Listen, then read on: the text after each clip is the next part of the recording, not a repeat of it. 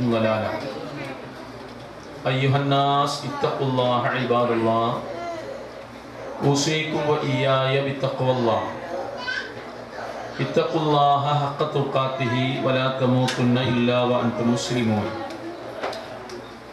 ബഹുമാന്യരായ സഹോദരന്മാരെ സഹോദരിമാരെ, അള്ളാഹുവിനെ ഭയപ്പെടുകയും അവൻ്റെ നിയമനിർദ്ദേശങ്ങൾ സൂക്ഷിക്കുകയും നല്ല മുസ്ലിങ്ങളായി ജീവിച്ചു മരിക്കുകയും ചെയ്യണം എന്നാദ്യം എന്നോടും നിങ്ങളോടുമായി ഉപദേശിക്കുകയാണ്. നമ്മൾ കഴിഞ്ഞ ക്ലാസ്സിൽ നബി സല്ലല്ലാഹു അലൈഹി വസല്ലമ പഠിപ്പിച്ചിട്ടുള്ള ഒരു പ്രാർത്ഥനയാണ് വിശദീകരിച്ചത്. ദുഷ്ടനായ അയൽവാസിയിൽ നിന്നും അതുപോലെ നിരക്കുന്നതിന് മുമ്പ്, പ്രായമാകുന്നതിന് മുമ്പ് എന്നെ നിരപ്പിക്കുന്ന ഇണയിൽ നിന്നും, തെറ്റുകൾ കാണുകയും നന്മയെ മറമാടുകയും ചെയ്യുന്ന സുഹൃത്തിൽ നിന്നും ഞാൻ നിന്നോട് കാവലിന് തേടുന്നു എന്ന പ്രാർത്ഥന, അതോടൊപ്പം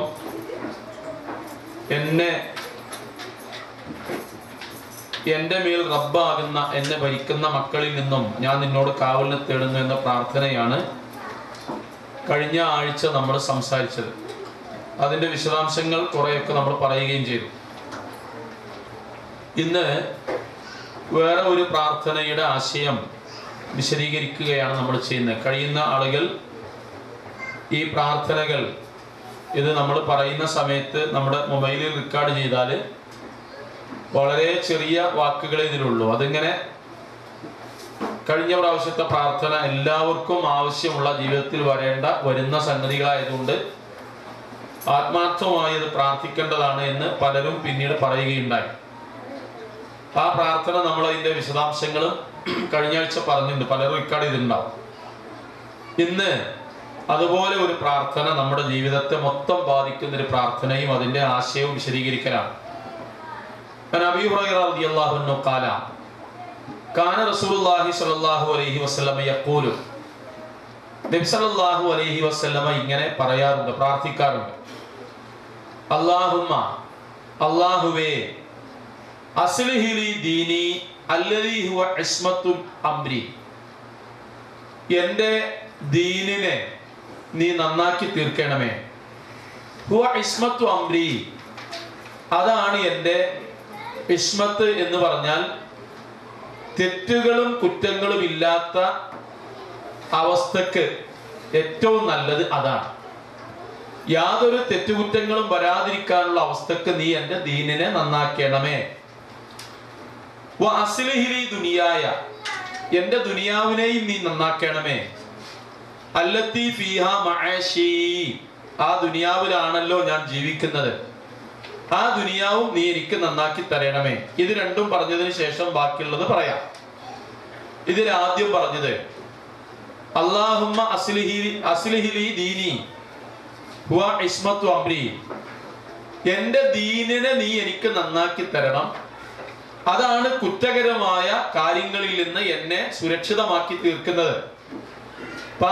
പാപങ്ങളില്ലാത്ത, ഹറാമായ കാര്യങ്ങൾ ജീവിതത്തിൽ വരാത്തൊരവസ്ഥ അതാണ് ഉണ്ടാക്കി തീർക്കുന്നത്.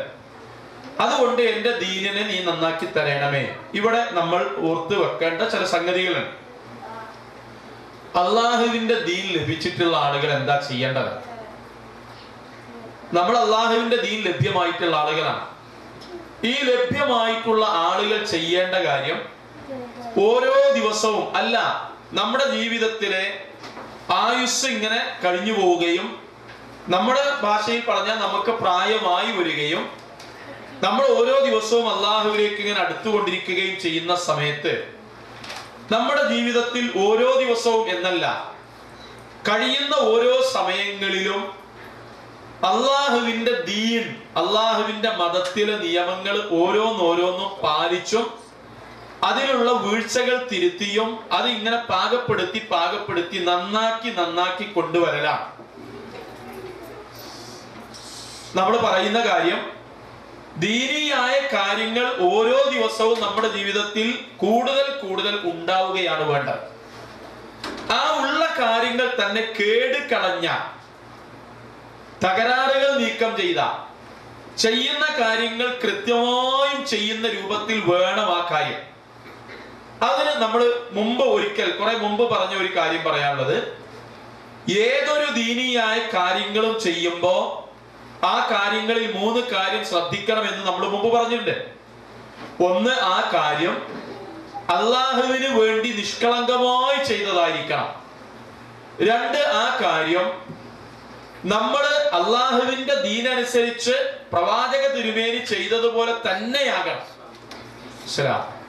മൂന്നാമത്തെ കാര്യം, നമ്മൾ ചെയ്യുന്ന കാര്യം ഒന്ന് അള്ളാഹുവിന്റെ കൂലിക്കനുസരിച്ച്, 2 നബി സല്ലല്ലാഹു അലൈഹി വസല്ലമ പറഞ്ഞ് പഠിപ്പിച്ചതുപോലെ, മൂന്നാമത്തെ കാര്യം ആ ചെയ്യുന്ന കാര്യത്തിന് ഭൗതികമായ യാതൊരു ലക്ഷ്യമോ താല്പര്യങ്ങളോ ഉണ്ടാകാൻ പാടില്ല എന്നത്. ഈ കാര്യം അതോടൊപ്പം തന്നെ ആ ചെയ്യുന്ന കാര്യത്തെക്കുറിച്ച് കൃത്യമായ വിവരം ഇതുണ്ടായിരിക്കണമെന്ന് നമ്മൾ പലവട്ടം പറഞ്ഞതാ. അപ്പൊ നമ്മുടെ ദീൻ നന്നാക്കുക എന്ന് പറഞ്ഞാൽ എന്താ? ദീനിയായ ജീവിതം നന്നാക്കലാണ്, അതിലെ കേടുപാടുകൾ തീർക്കല. അതെങ്ങനെ? നമ്മൾ ഒരു കാര്യം ചെയ്യുമ്പോ ആ ചെയ്യുന്ന കാര്യത്തിലുള്ള ദീനിയായ നിയമം എന്താ? ഇവിടെ ഞാൻ പാലിക്കേണ്ട കാര്യം എന്താ? ഇപ്പൊ സംസാരിക്കാൻ തുടങ്ങുന്നു, അവിടെയുള്ള നിയമം എന്താ? നമ്മൾ കൈകൊണ്ട് അമൽ ചെയ്യാൻ തുടങ്ങുന്നു, അവിടെയുള്ള നിയമം എന്താ? നമ്മൾ നമ്മുടെ കുടുംബവുമായി ഇടപെട്ട വിഷയത്തിലേക്ക് വരുന്നു, അവിടെയുള്ള നിയമം എന്താ? നമ്മൾ നടക്കാൻ പോകുന്നു, അവിടെയുള്ള നിയമം എന്താ? നമ്മൾ ഭക്ഷണം കഴിക്കാനിരിക്കുന്നു, അവിടെയുള്ള നിയമം എന്താ? ഇവിടൊക്കെ നിയമങ്ങളുണ്ട്.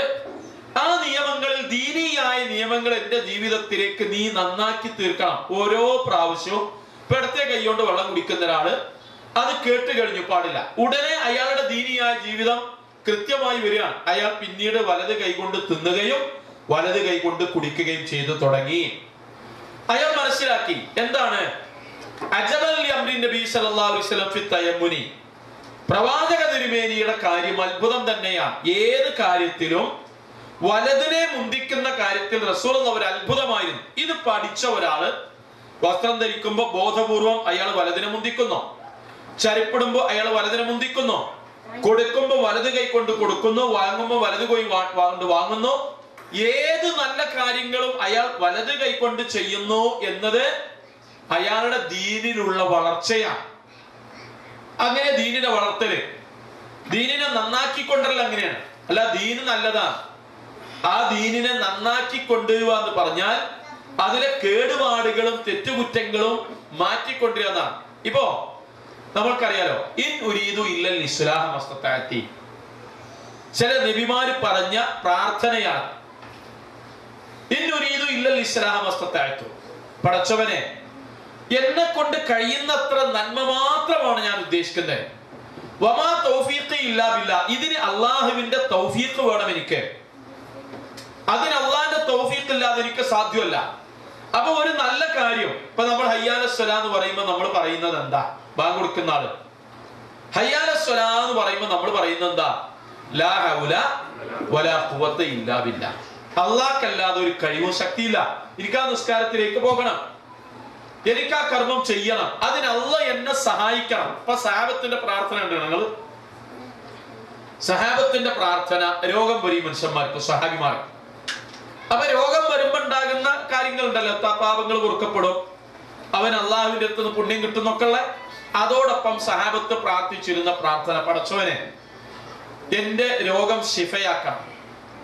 ആ ശിഫയാക്കുന്നത് കൊണ്ട് റബ്ബേ ഞാൻ ഉദ്ദേശിച്ചത് എന്റെ അമലുകൾ, എന്റെ പുണ്യകർമ്മങ്ങൾ, എന്റെ ഇബാദത്തുകൾ മുടങ്ങാത്ത വിധം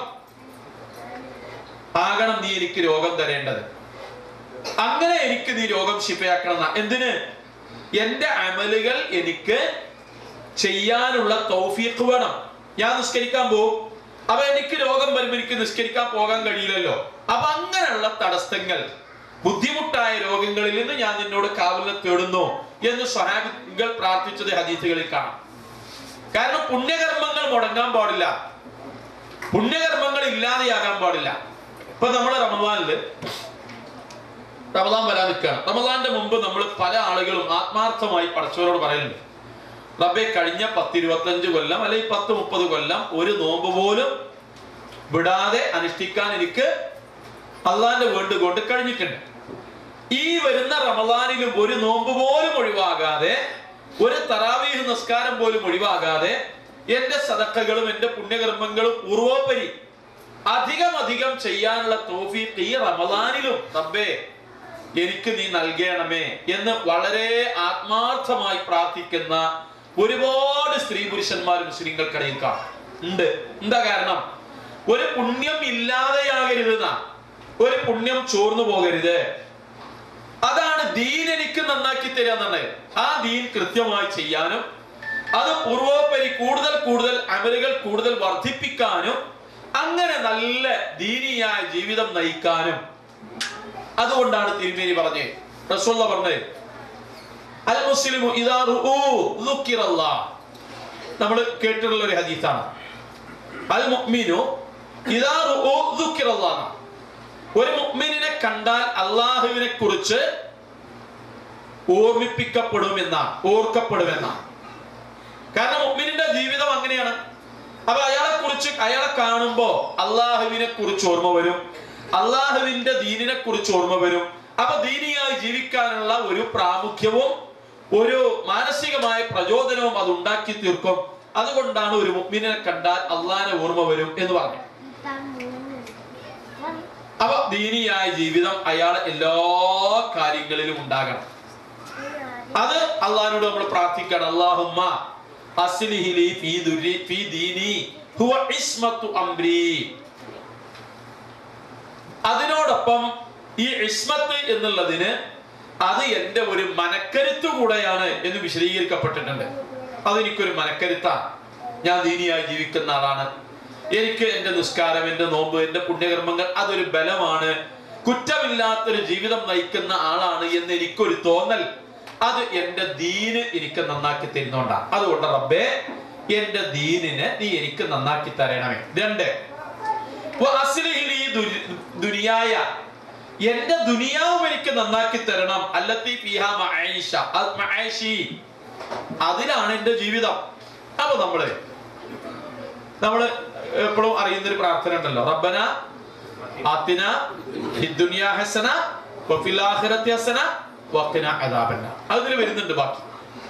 എന്റെ ദുനിയാവ് ഒരിക്കൽ നന്നാക്കി തരാം. ഇപ്പൊ ഒരു കച്ചവടം ചെയ്യുന്ന ആൾ എന്താ പ്രാർത്ഥിക്കുക പടച്ചവനോട്? ഒരു കച്ചവടം ചെയ്യുന്ന ആൾ എന്താ പ്രാർത്ഥിക്കുക? റബ്ബേ എന്റെ കച്ചവടം നീ നന്നാക്കി തീർക്കുകയും പുഷ്ടിപ്പെടുത്തുകയും ലാഭം എനിക്ക് നൽകുകയും ചെയ്യണം. ഒരു സത്യവിശ്വാസിക്ക് അങ്ങനെ പ്രാർത്ഥിക്കാം, അങ്ങനെ പ്രാർത്ഥിക്കണം. ഹലാലായ സമ്പാദ്യമായ നല്ല ഒരു കച്ചവടം ചെയ്യുന്ന ഒരാൾ അങ്ങനെ പ്രാർത്ഥിക്കണം. അതോടൊപ്പം കൃഷി ചെയ്യുന്ന ഒരാൾ, റബ്ബേ ഞാൻ കൃഷി ചെയ്തു, എന്നെ കൊണ്ട് ചെയ്യുന്ന കാര്യങ്ങളൊക്കെ ഞാൻ ചെയ്തു, അതുകൊണ്ട് എനിക്ക് എന്റെ കൃഷിയിൽ നീ അഭിവൃദ്ധി നൽകണമേ. ഞാൻ വേറെ എന്തെങ്കിലും ഇടപാട് ചെയ്യുന്നു, ഞാൻ തൊഴിൽ ചെയ്യുന്നു, റബ്ബേ എന്റെ തൊഴിലിൽ ആത്മാർത്ഥത എനിക്ക് നൽകുന്നതോടൊപ്പം ഇതിൽ നീ ഖൈറും ബർക്കത്തും എനിക്ക് നീ നൽകണമേ. റസൂലുള്ളാഹിനോട് പ്രാർത്ഥിച്ചു. മദീനത്തിൽ എത്തിക്കഴിഞ്ഞതിന് ശേഷം അല്ലാഹുമ്മ ബാരിക് ലനാ ഫീ ബുർരിനാ, പടച്ചവനെ ഞങ്ങളുടെ ഗോതമ്പിൽ ഞങ്ങൾക്ക് നീ ബർക്കത്ത് നൽകണമേ. അല്ലാഹുമ്മ ബാരിക് ലനാ ഫീ മഈശത്തിനാ, ഞങ്ങളുടെ ഇവിടുത്തെ ജീവിതത്തിൽ നീ അനുഗ്രഹം ചൊരിയണമേ. അല്ലാഹുമ്മ ബാരിക് ലനാ ഫീ സാഇനാ, ഞങ്ങളുടെ അളവ് പാത്രങ്ങളിൽ നീ ഞങ്ങൾക്ക് ബർക്കത്ത് നൽകണമേ. എന്താ ഇതിന്റെ അർത്ഥം? ജീവിതത്തിലെ ദുനിയാവുമായി ബന്ധപ്പെട്ട കാര്യങ്ങളിലെല്ലാം, ഇപ്പൊ നമ്മുടെ വീട്ടിൽ നമ്മൾ ജീവിക്കുന്നിടത്ത് നമ്മൾക്ക് നല്ല കൃഷി ഉണ്ടായി, നമ്മുടെ പശുക്കൾ നന്നായി പ്രസവിച്ചു, നന്നായി പാല് ചുരത്തി, നന്നായി പാല് കിട്ടി, നമ്മൾക്ക് നൽകുന്ന നമ്മുടെ ഉണ്ടാക്കി വെച്ച വാടക കെട്ടിടങ്ങൾ നല്ല നിലയിൽ വാടകയ്ക്ക് പോയി, നമ്മുടെ കച്ചവടം നല്ല രൂപത്തിൽ ലാഭം, നമ്മൾ വിചാരിക്കാത്ത ലാഭവും, ഒരുപാട് കച്ചവടത്തിന്റെ പെരുമ കാരണം ഒരുപാട് ഐശ്വര്യവും നമ്മൾക്ക് ലഭ്യമായി. ഇതൊക്കെ ഒരു സത്യവിശ്വാസിക്ക് എന്താ വരുത്തുന്നത്? ദുനിയാവിലെ മാനസികമായ ഉല്ലാസവും സന്തോഷവും. ഇതിന് പ്രാർത്ഥിക്കാം എന്നാണ് നബി സല്ലല്ലാഹു അലൈഹി വസല്ലം പറഞ്ഞത്. റസൂലുള്ളാഹി സ്വല്ലല്ലാഹി അലൈഹി വസല്ലമ സഹാബത്ത് നബിയോട് വന്നിട്ട് ചിലർ സഹാബത്ത് പറയുന്നു, നബിയെ എന്റെ മക്കൾക്ക് വേണ്ടി അങ്ങ് പ്രാർത്ഥിക്കാം. അവർ റസൂലുള്ളാഹി അല്ലാഹുമ്മ ബാരിക് ലഹുന്ന, അല്ലാഹുവേ നീ ആ മക്കൾക്കും ആ കുടുംബത്തിനും ബർക്കത്ത് നൽകണമേ, ബർക്കത്ത് നൽകണമേ, അനുഗ്രഹം നൽകണമേ എന്ന് പ്രാർത്ഥിക്കാറുണ്ട് റസൂലുള്ളാഹി. ഇത് നമ്മുടെ ജീവിതത്തിന്റെ ഒരു മുഅ്മിനായ മനുഷ്യന് ഇതൊക്കെ പ്രാർത്ഥിക്കാം, അള്ളാഹിനോട് ചോദിക്കാം, ഏത് ഹൈറായ കാര്യങ്ങളും അള്ളാഹുവിനോട് ദുആ ചെയ്യാം. അതുകൊണ്ടാണ് അല്ലാഹുമ്മ അസ്ലിഹി ലീ ഫീ ദുനിയായ, എന്റെ ദുനിയാവിന്റെ കാര്യങ്ങളിൽ നീ എനിക്ക് നന്മ നൽകണമേ, ഫീ മഈശത്തി, അതാണ് എന്റെ ജീവിതം, അവിടെയാണ് ഞാൻ ജീവിക്കുന്നത്, ആ ദുനിയാവ് എനിക്ക് നന്നാക്കി തരണം. ഇത് മാത്രമല്ല, നിർഭയമായ ജീവിതം എനിക്ക് നീ നൽകണമേ, ഭയപ്പാടില്ലാതെ, ആരെയും ഭയപ്പാടില്ലാതെ സ്വസ്ഥമായ ഒരു ജീവിതം ഈ ദുനിയാവിൽ എനിക്ക് നീ നൽകണമേ. എല്ലാം മൊത്തത്തിൽ നമ്മൾ അല്ലാഹുവിനോട് ചോദിക്കാണ്, എല്ലാം ഒന്നിച്ച് അല്ലാഹുവിനോട് ചോദിക്കാണ്. മൂന്നാമത്തെ കാര്യം നിങ്ങൾ നോക്കൂ, വഅസ്ലിഹി ലീ ആഖിറതി അല്ലതി ഫീഹാ മഅദി, എന്റെ പരലോക ജീവിതം നീ എനിക്ക് നന്നാക്കി തരണം, അവിടേക്കാണ് റബ്ബേ ഞാൻ മടങ്ങി പോകുന്നത്. എന്റെ പരലോക ജീവിതം നീ എനിക്ക് നന്നാക്കി തരണം, അവിടേക്കാണ് ഞാൻ മടങ്ങി പോകുന്നത്. നമ്മൾ ശരിക്കും മനസ്സിലാക്കേണ്ട ഒരു വിഷയമാണ്. ഇവിടെ നന്നായി, ഇവിടെ ഉഷാറായി, വളരെ സാമ്പത്തികമായി സൗകര്യമുള്ള സുഖകരമായ ജീവിതം നയിച്ചു, എല്ലാ അനുഗ്രഹങ്ങളിലൂടെയും ജീവിച്ചു മുന്നേറി, മരണാനന്തരം അള്ളാഹുവിന്റെ അതികഠിനമായ ശിക്ഷയിലേക്കാണ് പോകുന്നതെങ്കിൽ പിന്നെ അയാളുടെ അവസ്ഥ എന്താണ്? അപ്പൊ ദുനിയാവിൽ ഖൈർ തരണം റബ്ബ്, അതോടൊപ്പം എന്റെ ജീവിതം അവിടെയും മഹ്ശറയിലും നീ എനിക്ക് നന്മ നൽകണമേ. റസൂലുള്ളാഹി സ്വല്ലല്ലാഹി അലൈഹി വസല്ലം പറഞ്ഞു, ഒരാള് അള്ളാഹുവിനെ കണ്ടുമുട്ടിയിട്ട്, പടച്ചവനെ കണ്ടുമുട്ടിയിട്ട്, അയാളുടെ പ്രധാനപ്പെട്ട കാര്യങ്ങളിലെല്ലാം അയാൾ അള്ളാഹുവിന്റെ വിചാരണയിൽ നിന്ന് രക്ഷപ്പെട്ടു കഴിഞ്ഞാൽ പിന്നെ അയാളെ സംബന്ധിച്ചിടത്തോളം അയാൾക്ക് ബാക്കിയുള്ള കാര്യങ്ങളിൽ ബേജാറാകേണ്ടതില്ല എന്നാണ്. ബാക്കിയുള്ള കാര്യങ്ങളിൽ ബേജാറാകേണ്ടതില്ല, അത് നമ്മൾക്ക് ഇവിടെ ലഭിക്കുന്നുള്ളതാണ്, ഇവിടെ ലഭിക്കും നമ്മൾക്കത്. ഓരോ കാര്യങ്ങളിലും ഇപ്പൊ ഫർളായ കാര്യങ്ങൾ മാത്രം നിർത്തോക്കിങ്ങൾ, നാളെ നമ്മൾ രക്ഷപ്പെടുമല്ലേ എന്നറിയാം, നാളെ നമ്മൾ രക്ഷപ്പെടുമല്ലേ എന്നുള്ള ഒന്നാമത്തെ ഷഹാദത്ത് കലിമ. നമ്മൾ ശിർക്ക് ചെയ്യാതെ ജീവിക്കുന്നുണ്ടോ? അദൃശ്യമായ രൂപത്തിൽ നമ്മൾ അള്ളാഹുവിനെ അല്ലാത്തവനെ ഭയപ്പെടുന്നുണ്ടോ? നമ്മൾ ഈ ശകുനങ്ങളിലും ഇങ്ങനെ കെട്ടുമന്ത്രങ്ങളിലും ഒക്കെ വിശ്വസിച്ച് മറ്റു പലർക്കും നമ്മൾക്ക് ഉപദ്രവമുണ്ടാക്കാൻ കഴിയും നമ്മൾ വിശ്വസിക്കുന്നുണ്ടോ? ഇല്ല. അതിൽ നിന്നൊക്കെ കളങ്കരഹിതമായ തെളിഞ്ഞ മനസ്സിട്ടാണ് നമ്മൾ ജീവിക്കുന്നത്. അള്ളാഹ്ക്കല്ലാതെ ഒരു ഖൈറും ശിറും വരുത്താൻ സാധിക്കൂല എന്ന് ഉറച്ചു വിശ്വസിക്കണം നമ്മള്. അതുകൊണ്ട് തന്നെ ശിർക്കിൽ നിന്ന് നമ്മൾ പരിപൂർണമായും മുക്തരായിട്ടുണ്ടോ എന്ന് നമ്മൾ ആലോചിക്കണം. നാളത്തെ ഏറ്റവും വലിയ പ്രധാനപ്പെട്ട ഒരു കാര്യമാണ്, ശിർക്കിൽ നിന്ന് നമ്മൾ രക്ഷപ്പെട്ടിട്ടുണ്ടോ?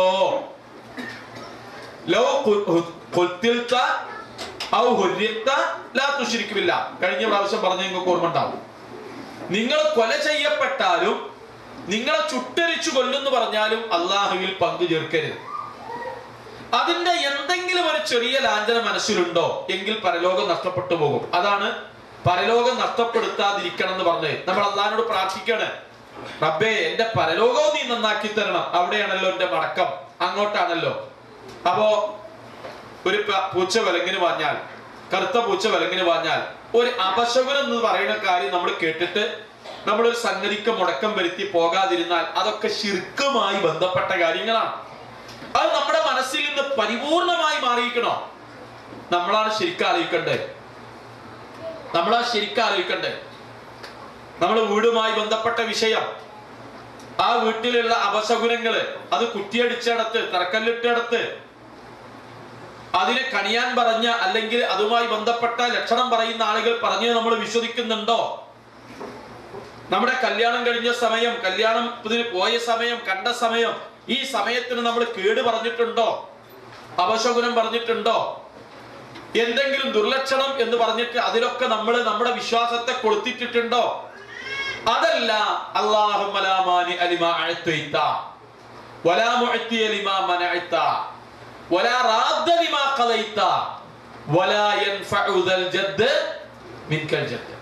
അല്ലാഹുവേ, നീ തന്നതിനെ തടയാൻ ആർക്കും സാധ്യമല്ല, നീ തടഞ്ഞതിനെ തരാനും ആർക്കും സാധ്യമല്ല, നിന്റെ വിധിയെ തടുക്കാൻ സാധിക്കൂല, ഒരാളുടെ പരിശ്രമവും നിന്റെ അടുത്ത് നടക്കൂല റബ്ബേ എന്ന് പറയുന്ന ആ വിശ്വാസത്തിന്റെ ബലം നമ്മുടെ ജീവിതത്തിൽ മൊത്തം നമുക്കുണ്ടാവും. ആരെങ്കിലും പറഞ്ഞുകൊണ്ട് വല്ല അപശകുനം വരുന്നുണ്ടോ? ആരെങ്കിലും വല്ല വാക്ക് പറഞ്ഞാൽ അതെനിക്ക് പറ്റും എന്നുള്ള വല്ല വിശ്വാസം ഉണ്ടോ എനിക്ക്? ഇതെങ്ങനെ നോക്കലറിയോ? നമ്മുടെ ജീവിതവുമായി ബന്ധപ്പെടുത്തി നമ്മൾ നമ്മുടെ മനസ്സിൽ ഇങ്ങനെ നോക്കണം. ചൊറിച്ചിൽ വരുന്നുണ്ടോ? നമുക്കതിൽ ചെറിയ എങ്ങനെന്നാലും ചിലതൊക്കെ ഉണ്ട് എന്ന് നമുക്ക് തോന്നുന്നുണ്ടോ? ഇത് ക്ലിയർ ആയി കഴിഞ്ഞാൽ ഉറപ്പാണ്. അതാ റസൂൽ പറഞ്ഞേ, അള്ളാഹുവിനെ ഒരാൾ കണ്ടുമുട്ടി നാളെ പരലോകത്ത്. ആ കണ്ടുമുട്ടിയ ആള് ലാ യുശ്രികു ബില്ലാഹി ശൈഅ, അള്ളാഹുവിൽ ഒന്നും പങ്കു ചേർക്കാതെ അള്ളാഹിനെ കണ്ടുമുട്ടിയാൽ ദഖലൽ ജന്ന, അവൻ സ്വർഗത്തിൽ പ്രവേശിച്ചു. അവൻ സ്വർഗത്തിൽ പ്രവേശിച്ചു. അത്രമാത്രം നിർമ്മലമായിരിക്കണം ശിർക്കിൽ നിന്ന് ഒരാളുടെ മനസ്സ്. അതുകൊണ്ടാ ഒന്നാമത്തെ കാര്യം, നിർബന്ധമായ ഒന്നാമത്തെ കാര്യത്തിൽ നമ്മൾ നാളെ പരലോകത്തേക്ക് ചെല്ലാൻ റെഡി ആയിട്ട് നിൽക്കുകയാണെന്നുള്ള ചോദ്യം. ഇതിൽ ഒന്നാമത്തേത് നമ്മൾ പരലോകത്തേക്ക് ചെല്ലാൻ റെഡി ആയിട്ട് നിൽക്കുകയാണോ? ശരിക്കും മനസ്സിലാക്കണം, അത് ക്ലിയർ ആകണം. അതുകൊണ്ടാണ് റസൂൽ പറഞ്ഞ ഇസ്ലാമിലെ കാര്യങ്ങളിൽ രണ്ടാമത്തത് അഷ്ഹദു അന്ന മുഹമ്മദ് റസൂലുള്ളാ, മുഹമ്മദ് നബി അള്ളാന്റെ റസൂലാണെന്ന് ഞാൻ സാക്ഷ്യം വഹിക്കുന്നതാണ്. ഇപ്പൊ പ്രവാചക തിരുമേനിയാണ് എല്ലാ കാര്യങ്ങളിലും എന്റെ വിധികർത്താവ് എന്ന് പറഞ്ഞാൽ ആ റസൂലുള്ള ജീവിച്ചതുപോലെയാണ് ഞാൻ ജീവിക്കുന്നത്. എന്റെ നിസ്കാരം, എന്റെ നോമ്പ്, എന്റെ കർമ്മങ്ങള്, എന്റെ വിശ്വാസം, എല്ലാ കാര്യങ്ങളും അള്ളാന്റെ റസൂലാണ്. വേറെ ഒരാള് പറഞ്ഞതും എനിക്ക് വലുതല്ല. വേറെ ഒരു ഇമാമ് പറഞ്ഞാലും ഒരു ഷെയ്ഖ് പറഞ്ഞാലും എന്റെ ഉപ്പ പറഞ്ഞാലും എന്റെ കുടുംബങ്ങൾ മൊത്തം പറഞ്ഞാലും അള്ളാന്റെ റസൂല് പറഞ്ഞതിനെതിരാണോ എങ്കിൽ അതെനിക്ക് മതമല്ല, എന്റെ ദീനല്ല എന്ന് ഉറപ്പിച്ചു പറയാവുന്ന നിഷ്കളങ്കത നമ്മുടെ ജീവിതത്തിൽ നമ്മൾക്ക് കൈവരിക്കാൻ സാധിച്ചിട്ടുണ്ടോ എങ്കിൽ പരലോകത്ത് നമുക്ക് ഈ പറഞ്ഞ മാതിരി പ്രാർത്ഥിച്ച് ധൈര്യമായി ചെല്ലാൻ പറ്റും. അതിന് തകരാറുണ്ടോ? അതിന് മോശമാണോ? ഇപ്പൊ ഒരാളെ സുബഹിക്ക് കുനൂത്ത് ഓതുകയാണ്, വിദഅത്തായ ഒരു കാര്യം. അപ്പൊ എല്ലാവരും ഓതുമ്പോ ഞാൻ ഓതാതിരിക്കുന്നത് എങ്ങനെ എന്നല്ല, അള്ളാന്റെ റസൂൽ അത് ചെയ്തു എന്നുള്ളത് കൊണ്ട് ഞാൻ ചെയ്യുന്നു, അള്ളാന്റെ റസൂൽ ചെയ്തിട്ടില്ല എന്നുള്ളതുകൊണ്ട് ഞാൻ ചെയ്യാതിരിക്കുന്നു. ഇത് മാത്രം അതിലെ മാനദണ്ഡം. ഈ മാനദണ്ഡം എന്റെ ജീവിതത്തിൽ ഞാൻ പാലിക്കുന്നുണ്ടോ എന്നുള്ളതാണ്. ഏത് കാര്യങ്ങളിലും, അതിന് വേറൊന്നുമില്ല, ഏത് കാര്യങ്ങളിലും. ഇതാണ് ഇത്തിബാഉർ റസൂല്, അതാ മുഹമ്മദ് റസൂലുള്ളാ. ഈ മുഹമ്മദ് റസൂലുള്ളാ എന്ന് പറയുന്നതിന് മുമ്പ് നമ്മൾ അഷ്ഹദു എന്ന് പറയുന്നുണ്ട്. ഞാൻ അള്ളാഹുവിനെ സാക്ഷിയാക്കി മുഹമ്മദ് നബി സല്ലല്ലാഹു അലൈഹി വസല്ലം അള്ളാന്റെ റസൂലാണെന്ന് ഞാൻ സാക്ഷിയായി പറയുന്നു. എന്റെ ജീവിതം അതിന് സാക്ഷിയാകുന്നു. കാരണം നാളത്തെ മഹ്ശറ ശരിയാകണമെങ്കിൽ റസൂലുള്ളാഹ് കൊണ്ടുവന്നത് ഞാൻ സ്വീകരിക്കണം. അതിലെ രണ്ടാമത്തെ കാര്യോ നിസ്കാരം. ആ നിസ്കാരത്തിന്റെ കാര്യത്തിൽ എനിക്ക് മഹ്ശറയിലേക്ക് ധൈര്യമായിട്ട് ചെല്ലാൻ കഴിയുമോ? നിസ്കാരത്തിന്റെ കാര്യത്തിൽ മഹ്ശറയിലേക്ക് എനിക്ക് ധൈര്യമായി ചെല്ലാൻ കഴിയുമോ? ഈ ഒരു വർഷം, കഴിഞ്ഞ ഒരു വർഷം 1900 എന്ന് പറഞ്ഞതിന് വരെ 2014 മുതൽ ഇനി 2015 അല്ലെങ്കിൽ 2013 ജനുവരി മുതൽ 2014 ജനുവരി അല്ലെങ്കിൽ 2014 ജനുവരി മുതൽ 2015 ജനുവരി ഒരു വർഷം കണക്കാക്കാം. നമുക്ക് അറബി മാസം കണക്കാക്കാം. കഴിഞ്ഞ റമദാൻ മുതൽ ഈ റമദാൻ വരെ ഏതെങ്കിലും ഒരു നമസ്കാരം പോകാതെ ഒരു വർഷത്തെ മാത്രം കൂട്ടുക. ഏതെങ്കിലും ഒരു നിസ്കാരം, ളുഹറോ അസ്റോ മഗ്രിബോ ഇശായോ സുബ്ഹിയോ, സമയം തെറ്റാതെ കൃത്യമായി ജമാഅത്തായിട്ട് നിസ്കരിക്കാൻ കഴിഞ്ഞോളന്നില്ല, പല കാരണങ്ങളാൽ ഒഴിവാക്കാം, ആനുകൂല്യമുള്ള സംഗതികളാണ്. കൃത്യമായും 5 നേരവും ഒരു നിസ്കാരം ഒഴിവാകാതെ നിസ്കരിച്ച ആളുകൾ ആരാണ്? ആണും പെണ്ണും. അങ്ങനെ ഓരോ വർഷം കൂട്ടി നോക്കി നിങ്ങള്. അതിനെ ചുരുക്കി കൊണ്ടു നോക്കി ഓരോ മാസം, അതിന് ചുരുക്കി ഒരാഴ്ച കൊണ്ടു നോക്കി. ഓരോ ആഴ്ചയും ഓരോ മാസവും അങ്ങനെ ഓരോ വർഷവും അങ്ങനെ നമ്മൾക്ക് പ്രായപൂർത്തിയായി നമ്മൾ ഈമാൻ ഉറച്ച് വന്നതിന് ശേഷം നമ്മുടെ നിസ്കാരം ഏതെങ്കിലും പാഴായി പോയിട്ടുണ്ടെങ്കിൽ അതിന്റെ അർത്ഥം എന്താണ്? കൽപ്പിച്ചു കൂട്ടി. മറവിയൊന്നും ഇതിൽ വരില്ല, അതൊക്കെ വിട്ടുപോയി. കൽപ്പിച്ചു കൂട്ടി ഈ നിസ്കാരത്തിന്റെ കാര്യത്തിൽ ധൈര്യമായി അള്ളാന്റെ മുമ്പിൽ നമുക്ക് ചെന്ന് നിൽക്കാൻ പറ്റുമോ? ചെന്ന് നിൽക്കാൻ പറ്റുമ്പോൾ നമ്മൾ ഈ പ്രാർത്ഥന പ്രാർത്ഥിക്കുകയാണ്. അല്ലാഹുമ്മ അസ്ലിഹ്ലി ആഖിറത്തില്ലത്തി ഫിഹാ മആദി. റബ്ബേ, എന്റെ മടക്കസ്ഥാനം ആഖിറത്താണ്, അവിടെ നീ എനിക്ക് നന്മ നൽകണമേ. ആ നന്മ നൽകണമെങ്കിൽ ഫർളായ കാര്യങ്ങൾ മാത്രം എടുത്തു നോക്കാനാണ് ഞാൻ പറഞ്ഞത്.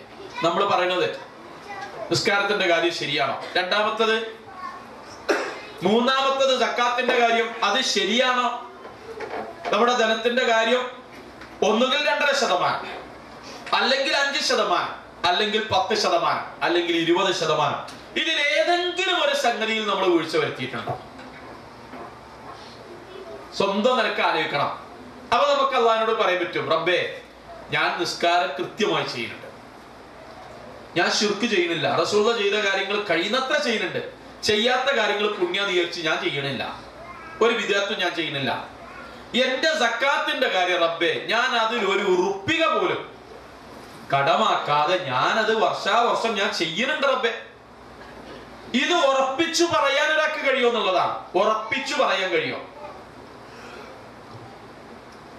ഓരോരുത്തരും സ്വന്തം നിലക്കാരിക്കണ്. ഒരു 5 വർഷത്തെ കുട്ടികൾ, ഒരു 5 വർഷം, കഴിഞ്ഞ 5 വർഷമായി അല്ലെങ്കിൽ കഴിഞ്ഞ 10 വർഷമായി സക്കാത്തിന്റെ എല്ലാ കാര്യങ്ങളും ഞാൻ എന്റെ വാടകന്റെ, എന്റെ കൃഷിന്റെ, എന്റെ കച്ചവടത്തിന്റെ, എന്റെ ആഭരണങ്ങളുടെ, എന്റെ മൊത്തം സ്വത്തിന്റെ ഒക്കെ കൃത്യമായ സക്കാത്ത് റബ്ബേ ഞാൻ കൊടുക്കുന്നുണ്ട്. എന്റെ ശമ്പളത്തിന്റെ അതൊക്കെ ഞാൻ കൊടുക്കുന്നുണ്ട്, അതിന് ഞാൻ ഒരു വീഴ്ചയും വരുത്തുന്നില്ല. അതുകൊണ്ട് റബ്ബേ, നീ എന്റെ ആഖിറം എനിക്ക് നന്നാക്കി തരണമേ, അവിടുക്കാൻ ഞാൻ മടങ്ങി വരുന്നത് എന്ന് കൃത്യമായി പറയാൻ കഴിയുന്ന ആളുകളാണ്. അത് കഴിഞ്ഞു, സക്കാത്ത് കഴിഞ്ഞു. നോമ്പിന്റെ നമുക്കൊക്കെ അറിയാം, ഒരു ആഘോഷമായി നമ്മൾ സ്വീകരിക്കുന്നതാണ് നമ്മുടെ നോമ്പ്. അതുമായിട്ട് ബന്ധപ്പെട്ട വിഷയം, നോമ്പുമായിട്ട് ബന്ധപ്പെട്ട് പറയും നമ്മൾ. അതിലുള്ള ചോദ്യത, ഓരോ നോമ്പ് കഴിയുമ്പോഴും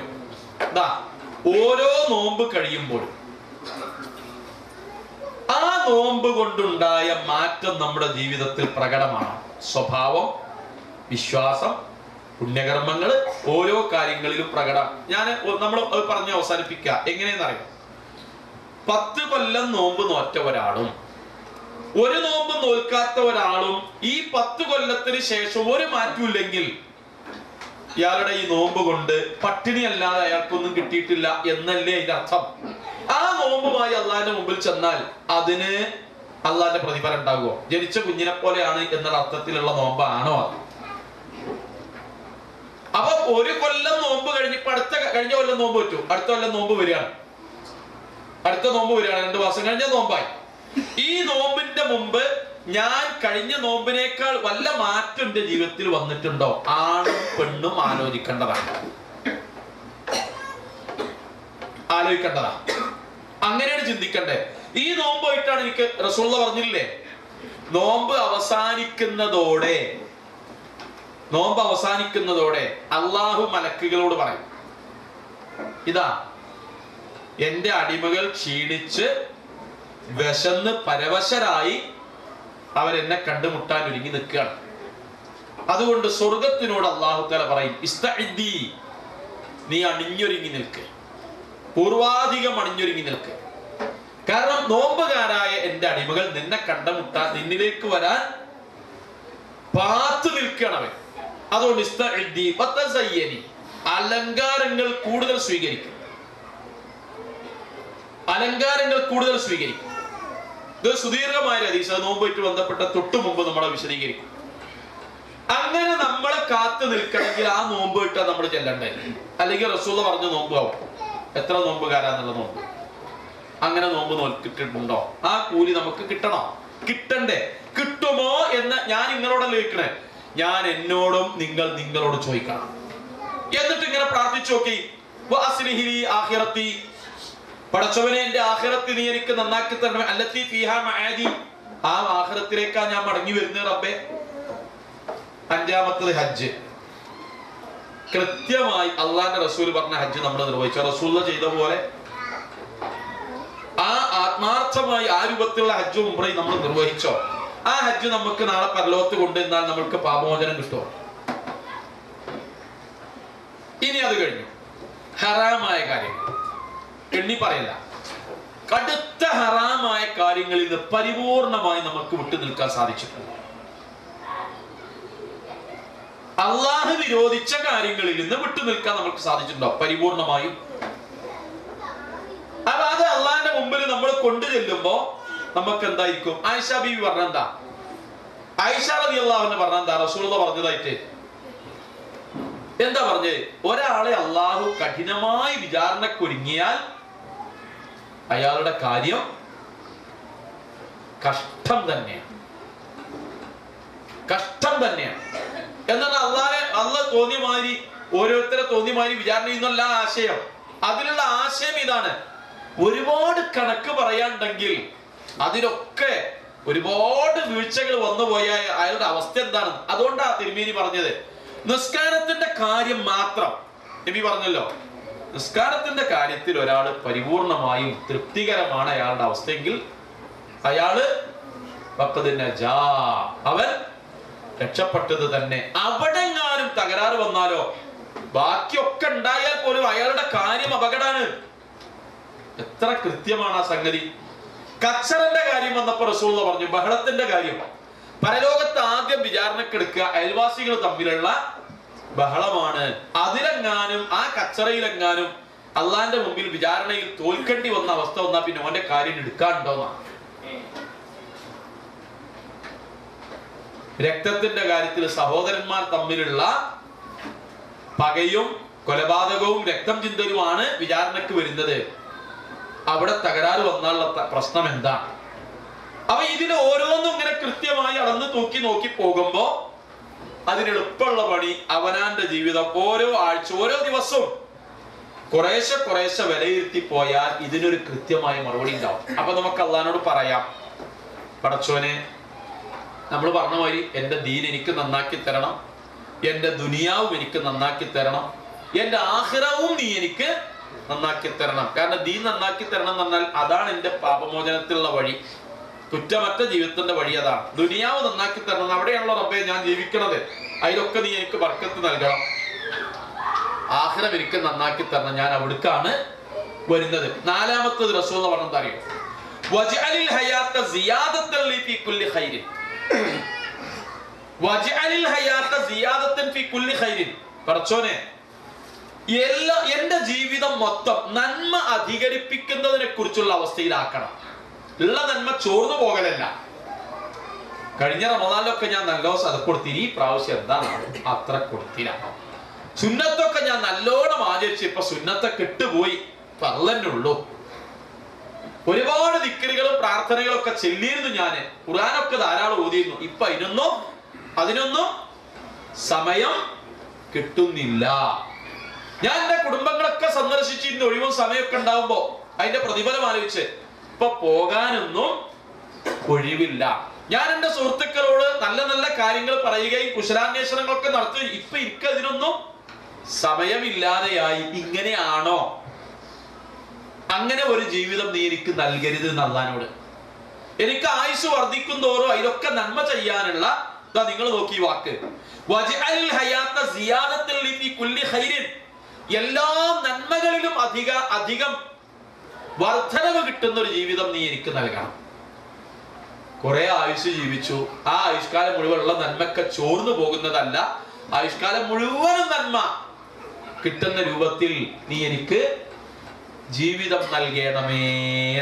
ആലോചിച്ചു നോക്കൂ, റസൂലുള്ളാഹി പറഞ്ഞ ഹദീസ് അറിയാം. ഒരാള് പലവട്ടം നിങ്ങൾ കേട്ടതാണെങ്കിൽ ഈ വിഷയത്തിൽ വന്നപ്പോൾ, ഒരാള് ഒരു ശ്വാസം ഉള്ളിലേക്ക് വലിച്ച് ആ ശ്വാസം ഉച്ഛ്വസിക്കുന്ന ആ ശ്വാസം പുറത്തേക്ക് കളയുമ്പോ അയാളോട് അയാളുടെ അടുത്ത് നിൽക്കുന്ന മലക്ക് എന്താ പറയുന്നത്? നിനക്ക് നിജപ്പെടുത്തിയ ഒരു ശ്വാസം നീ വലിച്ചു പുറത്തേക്ക് തള്ളി എന്നാണ്. ആയുസ്സിൽ നിന്നൊരു ശ്വാസം കഴിഞ്ഞുപോയി. ഒരു വായിലേക്ക് റസൂലുള്ളാഹി പറയാം, വായിലേക്ക് ഒരു തുള്ളി ഒരു ഭക്ഷണമോ വെള്ളമോ വായിലേക്ക് ഒഴിക്കുമ്പോൾ അത് കഴിക്കുമ്പോൾ അയാളോട് അയാളുടെ അടുത്തുള്ള മലക്ക് എന്താ പറയുന്നത്? നിനക്ക് നിജപ്പെടുത്തിയ ഒരു ഭക്ഷണവും നീ തിന്ന് കഴിഞ്ഞു എന്നാ നിന്റെ കോട്ട അവസാനിച്ചു വരുന്നു.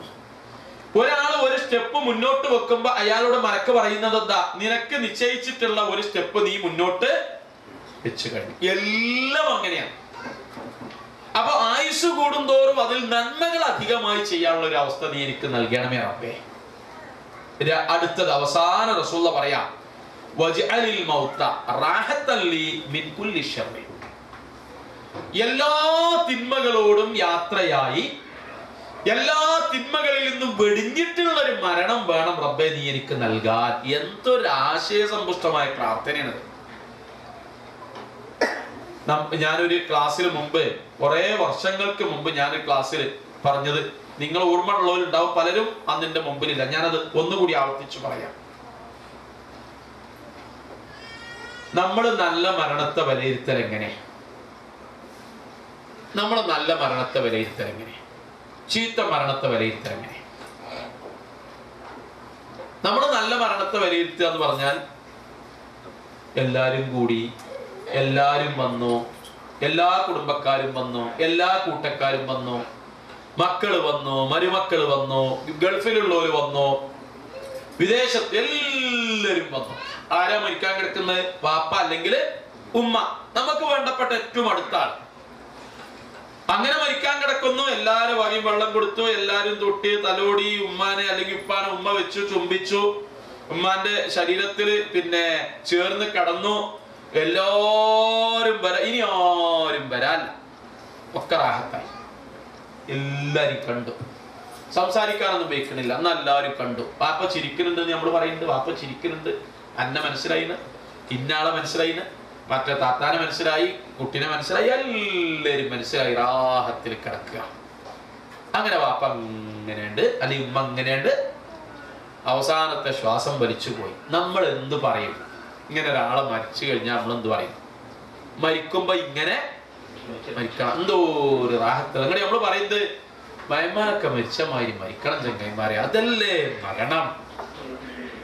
മയമാക്ക മരിച്ച മാതിരി അല്ലെ പാത്തമാത്ത മരിച്ച മാതിരി മരിക്കണം, എന്തോ ഒരു മരണം. മക്കള് വന്നോ, മരക്കള് വന്നോ, കുട്ടികൾ വന്നോ. പച്ചവെള്ളത്തിലൊക്കെ നമ്മള് കൊടുക്കല്, സംസം വെള്ളത്തിലെ നല്ല വാനിലന്റെ ജ്യൂസ് അടിച്ചു കൊടുത്തിട്ടാ കുടിച്ച് അമ്മാതിരി സുഖമായിട്ട് മരിപ്പിച്ചുമ്മാൻ. അങ്ങനെ മരിക്കണം. പാപ്പ അങ്ങനെ വെച്ച് നമ്മളെ നല്ലൊരു മരണത്തിനെ പറ്റിയിട്ട് പറയണത്, നമ്മള് കട്ടിലിൽ കിടന്ന് ഈ പറഞ്ഞ വഴിയൊക്കെ റാഹത്തിലാ മരിച്ച്. മരിക്കണ സമയത്ത് വാപ്പ നല്ല ചെറുപ്പത്തിലെ വാപ്പാക്ക് നല്ല പാന്റും കോട്ടും ടൈയും ഒക്കെ കെട്ടിയിട്ട് നല്ല ഫ്രഷ് ആയിട്ട് നടക്കണ വാപ്പിനി അങ്ങനെയൊക്കെ തന്നെ ഇട്ട് കിടന്നുകൊണ്ട് അങ്ങനെ തന്നെ മരിച്ചു. അപ്പൊ നല്ല ഉഷാർ. നമ്മളൊരു മരണത്തിനെ കാണുന്ന രൂപമാണ് നല്ല മരണം. ഇനി നമ്മളൊരു ചീത്ത മരണം പറയാം. ഒരു ചീത്ത മരണത്തിന് നമ്മൾ ആളുകൾക്കിടയിലുള്ള ചീത്ത മരണം. ഒരാള് മരിച്ചു. മരിച്ചത് എങ്ങനെയാന്ന് വെച്ചാല് അയാൾ ഇങ്ങനെ കക്കൂസിന്റെ ടാങ്ക് പൊട്ടിയിട്ട് ഠിം നയിക്കാണ്ട് വീണ്. നോമ്പ് നോറ്റ പള്ള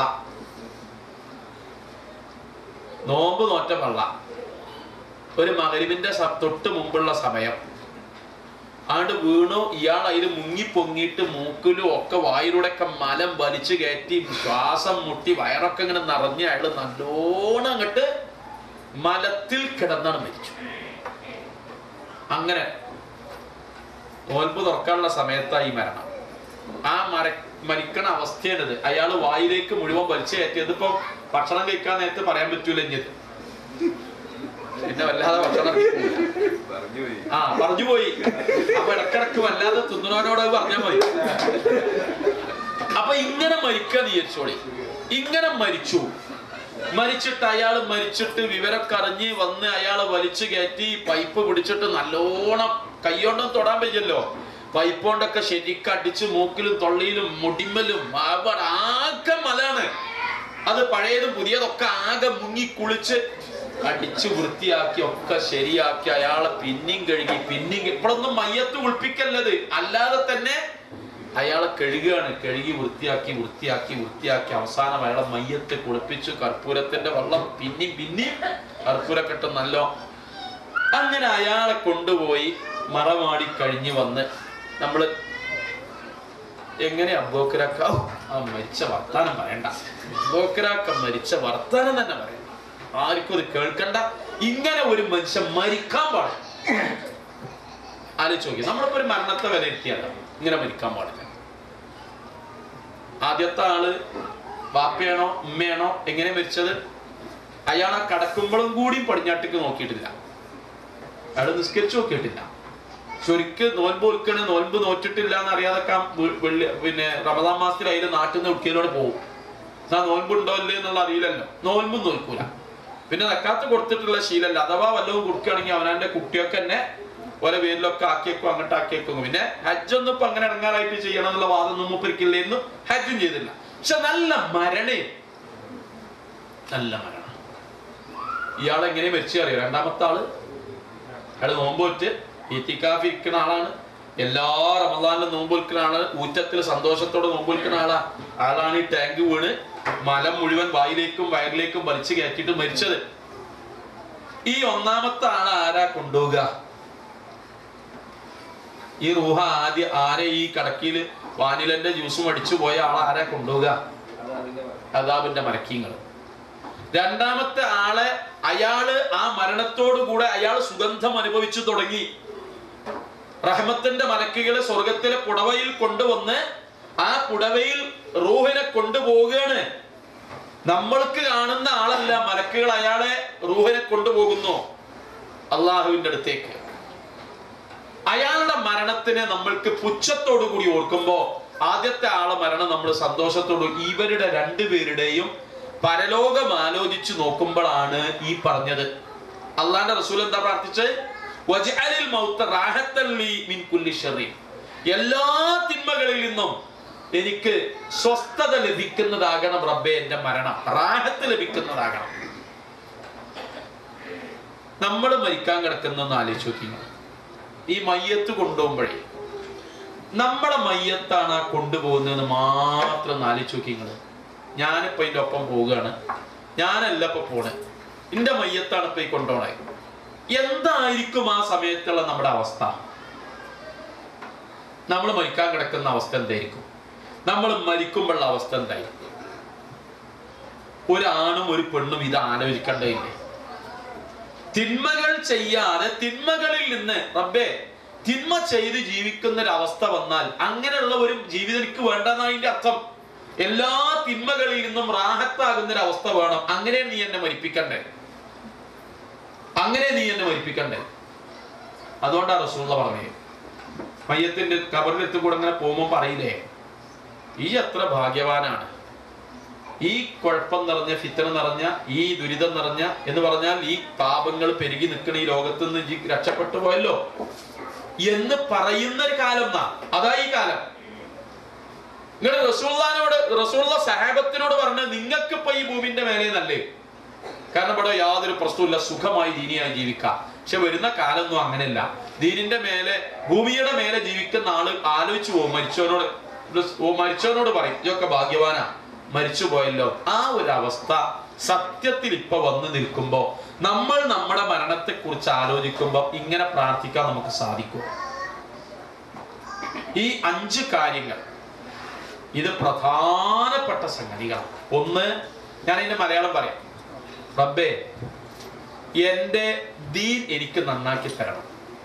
റബ്ബേ എന്റെ ദുനിയാവും എനിക്ക് നന്നാക്കി തരണം. റബ്ബേ എന്റെ ദീൻ പറഞ്ഞു, ദുനിയാവ് പറഞ്ഞു, എന്റെ ആഖിറം എനിക്ക് നീ നന്നാക്കി തരണം. പിന്നെ എനിക്ക് ആയുസ് നൽകണം. പക്ഷെ ആ ആയുസ് നന്മ അധികരിപ്പിക്കുന്ന വിധത്തിലുള്ള ആയുസ്സാണ് നീ എനിക്ക് തരേണ്ടത്. റബ്ബേ എന്റെ മടക്കമായ പരലോകവും ആ പരലോകത്തേക്ക് മടങ്ങുന്നതിന് മുമ്പുള്ള എന്റെ മരണം എല്ലാ തിന്മകളിൽ നിന്നുള്ള ഒരു യാത്ര, റാഹത്ത്, റൂഹ് എന്ന് പറയില്ലേ, ആ റാഹത്താക്കി തരണം, ഒരു യാത്രയാക്കി തരണം നീ എനിക്ക്. തിന്മകളിൽ നിന്ന് ഒഴിവായി പോകുന്ന മരണാകണന്റെ, അല്ല തിന്മകളുമായി അള്ളാനെ കണ്ടുമുട്ടുന്ന രൂപത്തിലുള്ള ഒരു മരണമാക്കരുത് എന്നുള്ളതാണ്. ഞാൻ ഈ പ്രാർത്ഥന ഒന്നുകൂടി പറയാം. നിങ്ങൾ നിങ്ങളുടെ മൊബൈലിൽ റെക്കോർഡ് വെച്ചോളൂ. ഓരോന്ന് ഇങ്ങനെ പതുക്കെ കാണാതെ പഠിച്ചാൽ സുജൂദിൽ ഇത് ചെല്ലാം.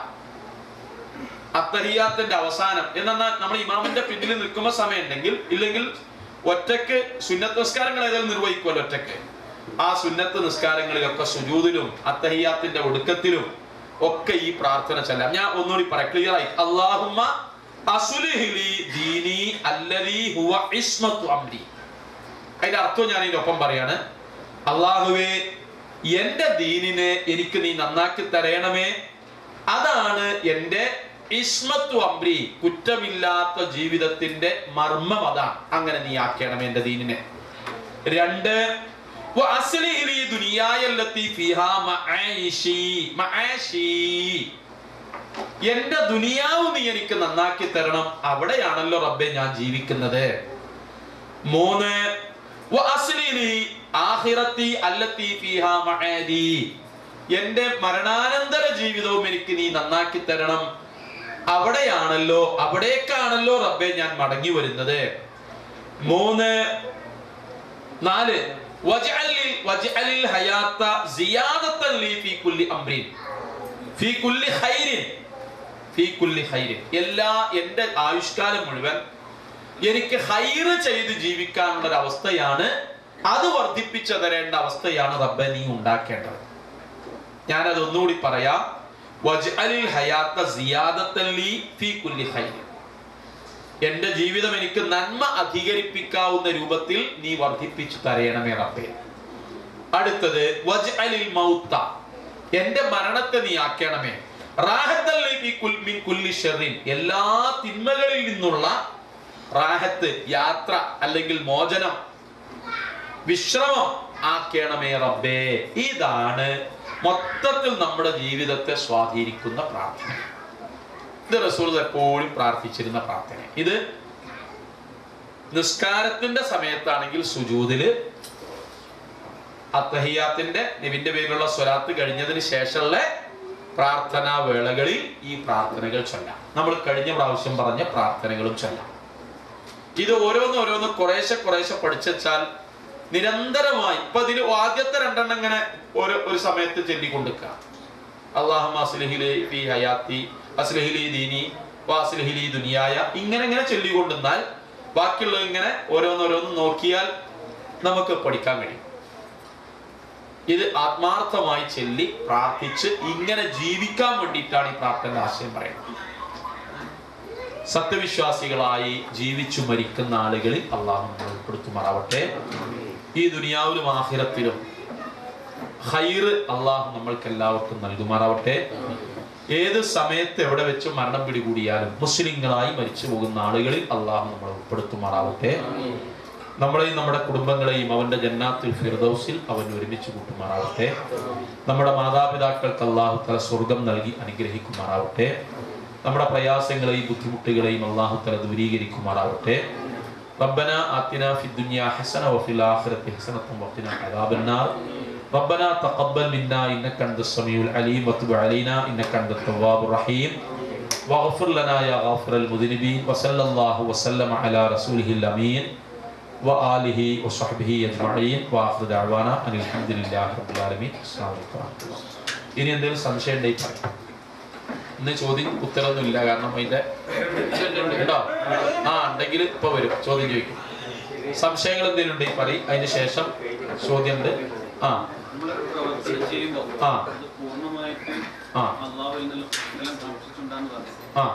ഭൗതികമായിട്ട് നമുക്കിപ്പോൾ കാര്യമായാലും ലക്ഷ്യം ഉണ്ടാവും. നമ്മൾ ബിസിനസ് ചെയ്യാണെങ്കിൽ ആ ബിസിനസ്സിന് ലാഭം ഉണ്ടാകുന്ന നമുക്ക് ലക്ഷ്യമുണ്ട്. അപ്പൊ അതങ്ങനെ അത്തരത്തിൽ പാടില്ലെന്നാണ് പറയുന്നത്. അല്ല, അത് രണ്ടും രണ്ടാ. ദുന്യാവിന്റെ കാര്യം ആഖിറത്തിന്റെ കാര്യം എന്ന് പറഞ്ഞ 2 ഉണ്ട്. ദുന്യാവിന്റെ കാര്യം ആഖിറത്തിന്റെ കാര്യം തന്നെ. അതാണ് റബ്ബനാ ആതിനാ ഫിദ്ദുനിയാ ഹസന വഫിൽ ആഖിറതി ഹസന. ആഖിറത്തിൽ നന്മ കിട്ടാനുള്ള കാര്യങ്ങൾ മുഴുവനും ദുന്യാവിലാണ് ചെയ്യേണ്ടത്. ആ ചെയ്യേണ്ട കാര്യങ്ങളിൽ 3 കാര്യം നിർബന്ധമാണ്. 1, അള്ളാന്റെ വജഹിന് ഉദ്ദേശിച്ചുമാണ്. 2, ആ ചെയ്യുന്ന കാര്യത്തിന് റസൂലുള്ളാന്റെ മാതൃക വേണം. 3, ആ കാര്യം ചെയ്യുന്ന കാര്യത്തിന് പിന്നെ കൃത്യമായ അറിവ് വേണം. എന്നാൽ ചെയ്യുന്ന കാര്യം കൃത്യമായിരിക്കണം, ചെയ്തത് പോലെ ആകണം. ആണ് ചെയ്താൽ പോരാ, കൃത്യമായ രൂപത്തിലാകണം. ഈ 3 കാര്യം ഒക്കുമ്പോഴാണ് പരലോകത്തില് അള്ളാന്റെ പ്രതിഫലം നിൽക്കുക. ആ ചെയ്യുന്ന കാര്യത്തിനാണ് ദീനിയായ കാര്യങ്ങൾ എന്നറിയാം. ഇപ്പൊ നമ്മള് കച്ചവടം പരസ്യം ചെയ്യുമല്ലോ, ആ പരസ്യം ചെയ്യ ദുനിയാവിന്റെ ഒരു കാര്യമാണ്. അത് പരസ്യം ചെയ്യാം നല്ലോണം. പിന്നെ ഇവിടെ നല്ല ചരക്കുകളാണ്, നല്ല സാധനങ്ങളാണ്, ന്യായമായ വിലയാണ്. ഇത് പരസ്യം ചെയ്യാം. ഈ പരസ്യം ചെയ്യണത് അയാൾക്ക് ദുനിയാവിന്റെ ലാഭം കിട്ടാൻ വേണ്ടിയിട്ടാ. ഇതിൽ അയാൾക്ക് ഒരു കുറ്റം കിട്ടാൻ വേണ്ടില്ല. അതേ സമയം അയാൾ അള്ളാഹ്ക്ക് വേണ്ടി ചെയ്യുന്നൊരു കാര്യം ആളുകൾ അറിയാനും കേൾക്കാനും മറ്റുള്ളവര് നല്ലത് പറയാനും പ്രസിദ്ധി നേടാനുമാണെങ്കിൽ ഏത് അമലും അള്ളാഹുവിങ്കിൽ സ്വീകാര്യമല്ല. അതേസമയം അത് തന്നെ എന്ത് ചെയ്യാ പരസ്യപ്പെടുത്താൻ ഖുർആൻ സദഖ കൊടുക്കുന്നതിനെ പറ്റി പറഞ്ഞു. അത് പരസ്യമായിട്ട് ചെയ്യുന്നത് എത്ര നല്ലതാണ് എന്ന് പറഞ്ഞാൽ നല്ല ഒരു കാര്യമാണ്. എങ്ങനെയാകുമ്പോ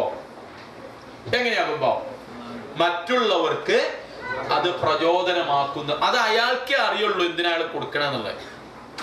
ഇപ്പൊ നമ്മളൊരു സംഗതി പറഞ്ഞു, അപ്പൊ ഇവിടെ വന്നിട്ട് പറഞ്ഞു ഞാൻ അതിന് 1,00,000 രൂപ തരാം. ഈ ആദ്യത്തെ പ്രാവശ്യം തന്നെ 1,00,000 റുപ്യ പറയാന്ന് പറഞ്ഞാൽ അത് മറ്റുള്ളവർക്കൊരു പ്രചോദനമാകാൻ വേണ്ടിയിട്ടാണ് അയാൾ പറയുന്നതെങ്കിൽ അയാൾക്ക് ഈ കൊടുത്തതിന്റെ കൂലി മുഴുവൻ അയാളുടേത് ഈ കൊടുത്തവർക്ക് കുറയാതെ കിട്ടുന്നുണ്ട്. അതേസമയം ഞാൻ ഇങ്ങനെ 1,00,000 കൊടുക്കണം, ഞാൻ ഇങ്ങനെ കൊടുക്കുന്ന ഒരാളാന്ന് വരുത്താൻ അത് വേറൊരാൾക്ക് പറയാൻ കഴിയൂല. അയാൾ എന്തിനാ പറഞ്ഞത്? അത് അയാളുടെ ഉള്ളിലുള്ള കാര്യമാണ്. അത് ആർക്ക് മാത്രമേ അറിയുള്ളൂ? അയാൾക്കും അള്ളാഹ്ക്കും മാത്രമേ അറിയുള്ളൂ. അപ്പൊ നമ്മൾ ചെയ്യണം. അപ്പൊ നമ്മൾ നിസ്കാരം സ്വകാര്യമായിട്ടല്ലല്ലോ ചെയ്യണേ. പക്ഷെ അത് ആളുകൾ കാണുമ്പോൾ ഭംഗിയാക്കി നിസ്കരിക്കുക, ആളുകൾ കാണുമ്പോൾ നല്ല രൂപത്തിൽ നിസ്കരിക്കണതും ഒറ്റക്കാവുമ്പം അഴകുഴമ്പൻ ചെയ്യണതും തമ്മിൽ വ്യത്യാസം ഉണ്ടെന്ന് റസൂലുള്ളാഹി പറഞ്ഞു. അത് ജനങ്ങൾ കാണിക്കാൻ വേണ്ടിയിട്ടാണത്. അപ്പൊ ഏത് കർമ്മത്തിനും നമ്മുടെ നിയ്യത്ത് പോലെ തന്നെ ആ നിയ്യത്ത് കൃത്യമായിരിക്കണം എന്നുള്ളത് ഇസ്ലാമിലെ നിയമമാണ്. ദുനിയാവിലൊരു കാര്യം, നമ്മൾ നല്ല കൃഷി ഉണ്ടാക്കുന്നു, എല്ലാവരും കൊണ്ട് കാണിച്ചു കൊടുക്കുന്നു, നമ്മൾ പ്രകൃതി ഇണങ്ങുന്ന കൃഷി എന്നിട്ട് എല്ലാവരും വിളിച്ചു കാണും, ഇതിനൊന്നും ഇസ്ലാമിൽ കുറ്റോ ഇതൊന്നും കുഴപ്പമില്ല. അത് എന്ത് ചെയ്യണത്? അത് അങ്ങനെ ഒരു കൃഷി രീതി ആളുകൾക്ക് പ്രചരിപ്പിക്കാം. അതിന് നന്മ വരുത്താൻ അയാൾ ഉദ്ദേശിക്കണം. അത് നല്ലതാ, ഇതെല്ലാരും കൃഷി ചെയ്യുകയാണെങ്കിൽ നല്ലതല്ലേ, അതിന് അയക്ക് കൂലിട്ടു എന്നുള്ള ആ നീയത്തിൽ ചെയ്യണം. പക്ഷെ അങ്ങനെ പ്രസിദ്ധപ്പെടുത്തുന്നതുകൊണ്ട് അയക്ക് എന്ത് ചെയ്യൂല, ഒരിക്കലും അതിന് കുറ്റം കിട്ടൂല. ഒരു അമല് നല്ലതിനാണോ ചീത്തക്കാണോ അയാൾ പ്രസിദ്ധപ്പെടുത്തുന്നത് എന്നുള്ള അയാളുടെ മനസ്സുമായിട്ട് ബന്ധപ്പെട്ട കാര്യമാണ്.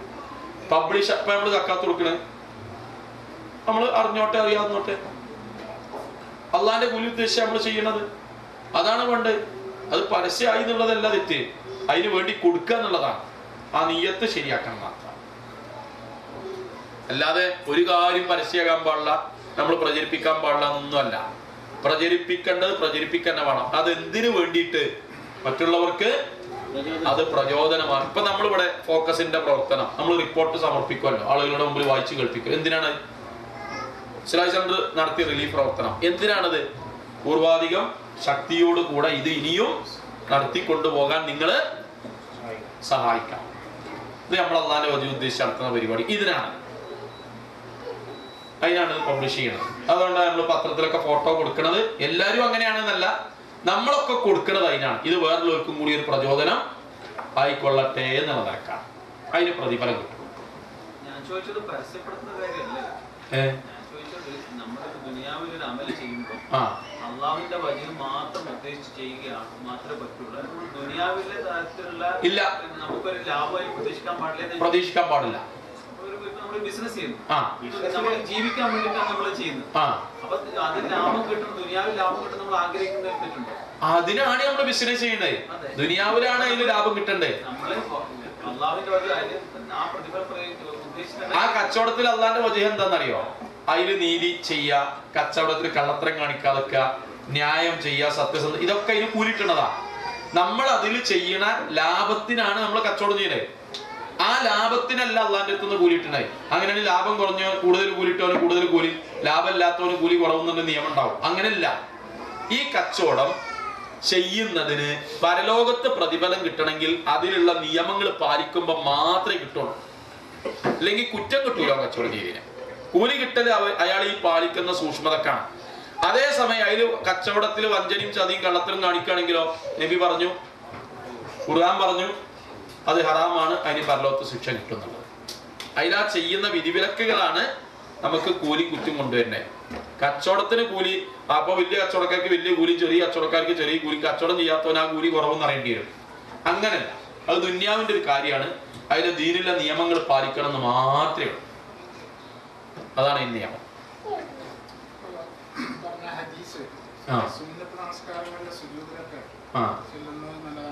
സുന്നത്തല്ല, ഫർദ് നിസ്കാരത്തിലും പറ്റും.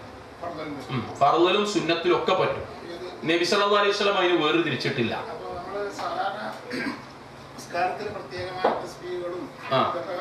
വാരിതായി വന്നിട്ടുണ്ട്.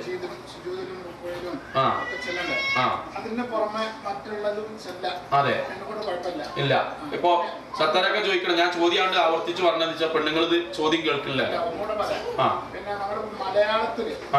ചെല്ലാൻ പറ്റുമല്ലേ എന്നുള്ളത്. രണ്ട് കാര്യം ചോദിച്ചു. ഒന്ന്, മലയാളത്തിൽ നമ്മളെ പ്രാർത്ഥനകൾ നിസ്കാരത്തിൽ ചെല്ലാൻ പറ്റുമോ?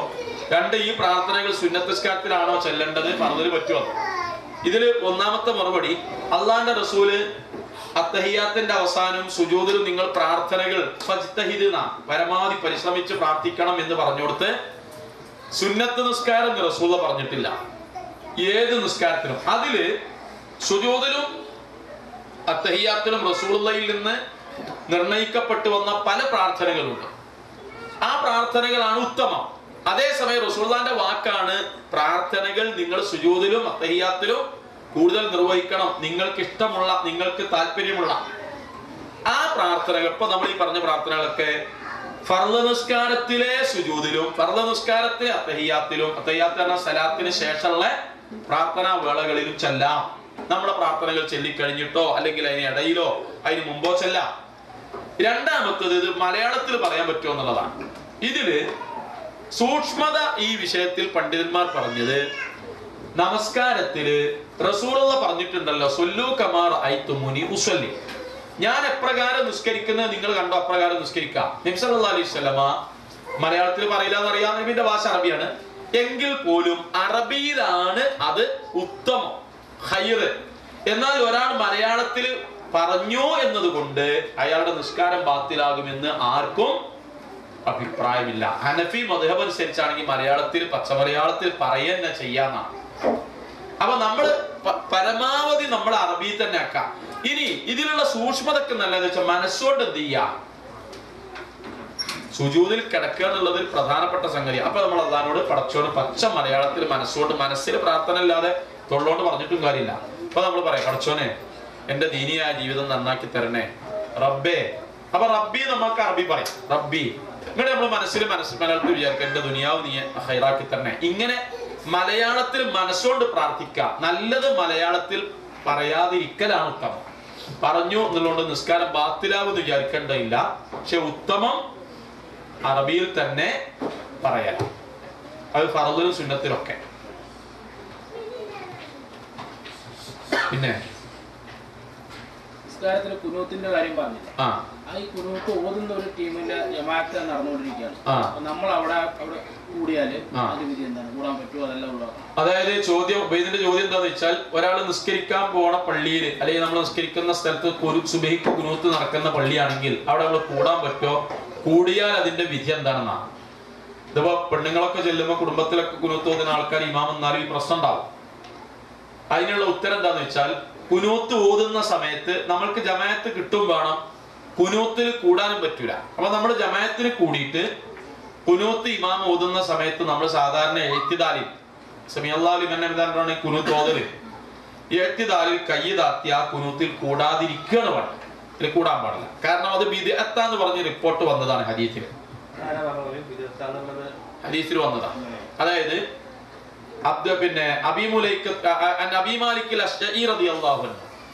അബീമാലിക്കിൽ നിന്ന് റിപ്പോർട്ട് ചെയ്യുന്ന അദ്ദേഹം പറഞ്ഞത്, പിന്നെ ബാപ്പാനോട് ചോദിക്കാണ്, യാ അബത്തി ഖദ് സ്വല്ലൈത ഖൽഫ നബി സല്ലല്ലാഹു അലൈഹി വസല്ലം വ അബൂബക്കർ വ ഉമർ വ ഉസ്മാൻ വ അലി അഫയഖ്ലുതൂന ഫിൽ ഫജ്രി. ബാപ്പ, നിങ്ങൾ റസൂലുള്ളാഹിന്റെ ഒപ്പം അബൂബക്കർ, ഉമർ, ഉസ്മാൻ, അലി ഇവരൊക്കെ കൂടെ താങ്കൾ നിസ്കരിച്ചിട്ടുണ്ട് സ്വലാത്തുൽ ഫജ്രി, സുബ്ഹി നിസ്കാരം.